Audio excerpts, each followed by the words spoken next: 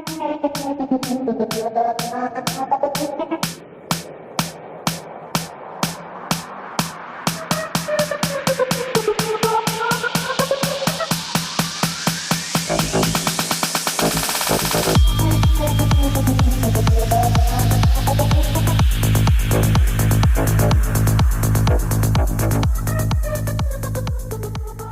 back to my car cave. This time I got my first Spark F1 car from the 2024 season. This time it's the Williams Racing FW46. This is the Bahrain Grand Prix version driven by Alex Albon. I just want to point out what's new from Spark for 2024 is the box. They've got this larger window here. It's not really helpful for displaying, but you know, before they kind of had a half-size window, and they've moved from a typical shoebox style lid to this kind of flip-up version, garage door style that pulls out, and then I guess you can pull the model out as such. But what's interesting about it is it's magnetized, so you can see it kind of clicks together. Not sure why they put that much effort into a box, but I just wanted to share that with you. Okay, before we look at the model, let's briefly talk about the 2024 Williams FW46 race history. 2024 was another poor year for Williams. Unfortunately, they had finished dead last in the 2022 season, had moved up to 7th in 2023, but then were back down to 9th in the 2024 season. Interestingly, I read a little note that in order to improve their manufacturing process for the long run, they were initially forced to produce certain parts that they would normally produce in carbon fiber in metal format, therefore adding weight to the car and costing them up to nearly half a second per lap, depending on the course.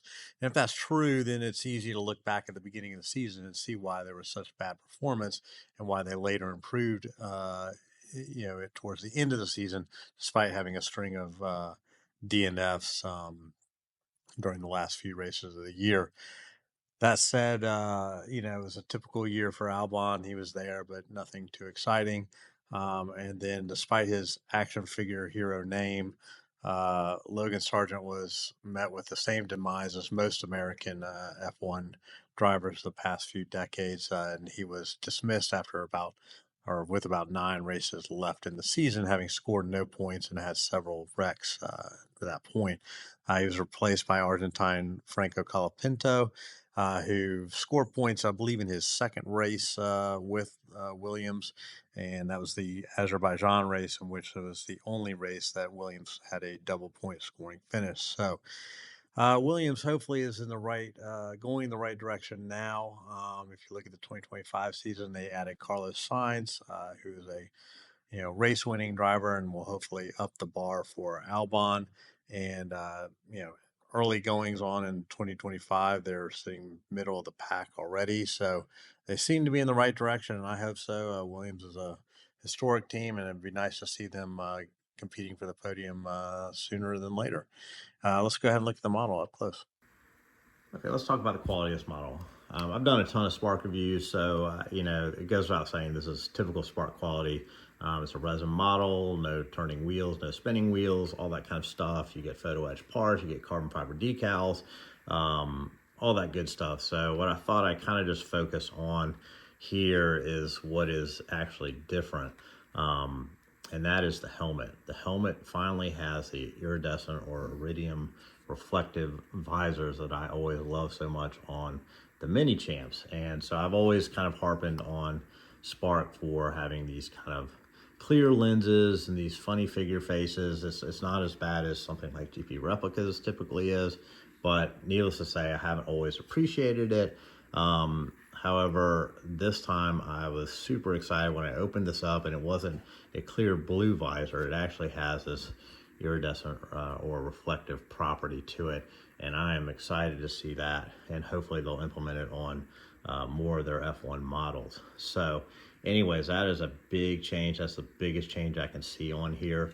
Other than that, it's really kind of standard, typical stuff. I think if I had to say anything really negative, I'm not a real fan of this printed carbon fiber on the suspension here. It's very serrated at the edges here. I don't know what's going on. It hasn't caught my attention in previous years, even though they've always kind of used a printed carbon fiber rather than a decal here.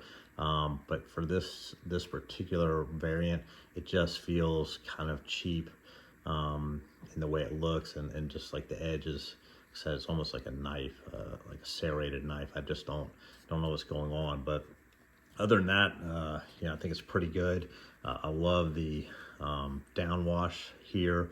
It's a super deep groove, very similar to what Aston Martin was running in 2023. And not surprising, these guys run the exact same engine, so you would have similar kind of outcomes. These guys also ran the underbite radiator entry, just like everyone else started the 2024 season, mimicking Red Bull. And other than that, I mean, this car is extremely similar to 2022. I mean, it's got a bullnose front end. Then all of the difference really is here in the side pod.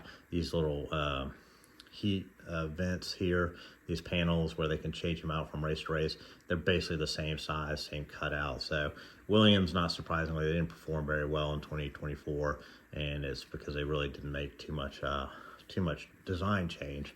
So anyways, that's my quick review of the before I forget, here's the underside for those who want to view the underside of these cars. Pretty standard. It's a little bit different than the 2024 car or 2023 car. I did get this errant decal here. It should be a little, not a rivet, but an adjustment hole on the side of the car.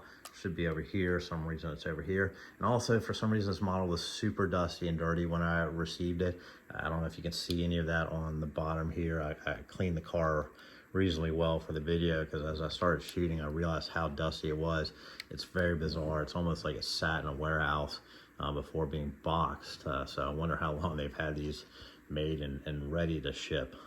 So just a weird thing that happened I thought I'd bring up. Anyways, so that's my just quick review of the Williams FW46 from the 2024 season. Again, this 118 classic car.